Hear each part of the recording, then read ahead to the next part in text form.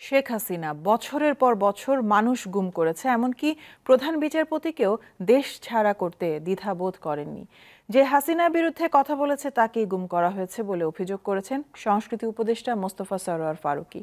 বিকেলে রাজধানী জাতীয় জাদুঘরে বাংলাদেশ শর্ট ফিল্ম ফোরাম আয়োজিত ১৭তম বাংলাদেশ আন্তর্জাতিক স্বল্পদৈর্ঘ্য মুক্ত চলচ্চিত্র উৎসবের সমাপনী ও পুরস্কার বিতরণী অনুষ্ঠানে তিনি বলেন, জুলাই আগস্টে পাখির মতো মানুষ মারা হয়েছে।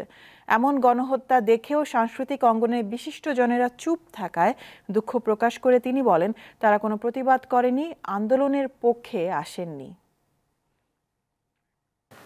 কিন্তু গত ১৫ বছরে হাসিনা পাশাপাশি বড় হওয়ার রাস্তাটা তো আর রাখেননি। আপনি বছরের পর বছর সিস্টেমেটিক্যালি মানুষ গুম করেছেন। আপনার বিরোধী মত যেই আপনার বিরুদ্ধে কথা বলেছে আপনি তাকে গুম করেছেন। ১ জুলাইতে পাখির মতো মানুষকে গুলি করে করে মেরে ফেলা হয়েছে। এই ঘটনাগুলো যখন ঘটেছে, আমার বড় ভাইয়েরা যারা শিল্পী তারা কি করে চুপ থাকবে?